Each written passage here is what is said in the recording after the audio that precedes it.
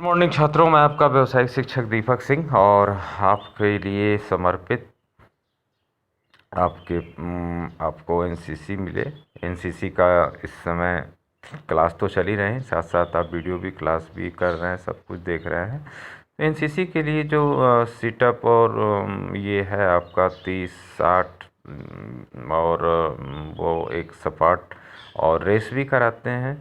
तो इस तरह से आपके बाद 20-25 क्वेश्चन पूछते हैं। तो मैं एक हफ्ते से कुछ लड़कों से जो पिछले साल के थे तो कुछ क्वेश्चंस को ले रहा था। तो उन क्वेश्चन में मैंने आपको एरिया बताया ही है कहाँ कहाँ से पूछते हैं। तो कुछ संभावित प्रश्न की तरफ अगर हम जाएं तो देखेंगे कि तो आपको जैसे कि जनसंख्या की दृष्टि से सबसे कम कहाँ है, तो आप सब लोग जानते हैं सबसे बड़ा तो उत्तर प्रदेश है और सबसे छोटा जो है केरल है। और उसके बाद आप विजय दिवस मनाते हैं 24 जुलाई को। और उसके बाद उपराष्ट्रपति कौन हैं? DS राधा कृष्णन। ये अक्सर ये पूछेगा निश्चित। शहीद दिवस आपको 30 जनवरी को। और सबसे ज़्यादा साक्षरता वाला केरल। एनसीसी का मुख्यालय दिल्ली में है। इसका फुल फॉर्म भी अक्सर पूछता है, जैसे BBC का ब्रिटिश ब्रॉडकास्ट कॉरपोरेशन रेडियो में है। और एनसीसी का जानते ही हैं आप, नेशनल कैडेट कोर कॉलेज पे ही लिखा हुआ है। और ओलंपिक खेलों में इस बार का जो है, इसमें सबसे पहला मेडल किसने जीता था? तो मीराबाई चानू आप सब लोग जानते हैं, और ये 49 किलो के वेट में था।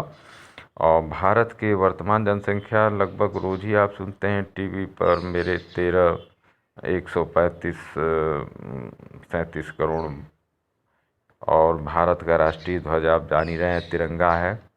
और एक छोटा सा क्वेश्चन सिक्किम के बारे में जरूर पूछता है, सबसे छोटा कौन सा जनसंख्या वाला है, तो वो आपका सिक्किम है। मैं छात्रों से ही ये चीज़, चूँकि जो पुराने छात्र हैं हमारे, उनसे लेके और मैं ये चीज़ को एक आपके सामने रख रहा हूँ। और बच्चों से पूछ के ही बताना ही पड़ेगा, क्योंकि पिछले साल के जो क्वेश्चन थे वो ओरिएंटेड थे फुल फॉर्म पे। और आपका मंत्रालय में जैसे उपराज्यपाल वगैरह ये सब।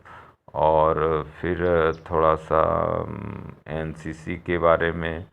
और फिर कुछ सामाजिक उसमें, जैसे कि नोबेल पुरस्कार किसने लिया?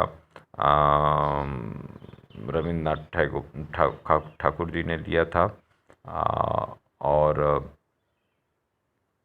आप अपने जो है इसके बाद हिंदी दिवस कब मनाया जाता है? अभी रिसेंट बीता है, इसलिए आपको याद रहना चाहिए सितंबर वगैरह की जो डेट, खास डेट हैं। अभी वीर अब्दुल हमीद का था 10 तारीख को, वो भी आपको याद रहना चाहिए। और H2O में हाइड्रोजन और ऑक्सीजन आप सीधे देख रहे हैं, हाइड्रोजन के 2 अणु हैं तो 2 संबंध है, ऑक्सीजन का 1 है तो 1 हो जाएगा। और शिक्षा का अधिकार किस अनुच्छेद में आता है, जिससे आपको पढ़ना चाहिए? शिक्षा का अधिकार आपको संविधान में दिया गया है, वो है 21। तो ये जीके आपका काम आएगा एनसीसी में भी। और मैं आपसे बार बार कहता रहा हूँ कि ये जीके आपको मैं धीरे धीरे अब देता रहूँगा, 10-10 ठो क्वेश्चन ज़रूर रोज़ दूँगा। और जो आपके एनसीसी पे भी काम आएगा, और साथ ही साथ आपका, अगर आप छोटा लेखपाल से लेके और सिपाही भर्ती तक की परीक्षा देंगे तो उसमें ये काम आएगा आपका। तो मेरा प्रयास यही है छात्रों, थोड़ा सा मैं आपसे उम्मीद करूंगा कि आप लोग मेरा सपोर्ट करें।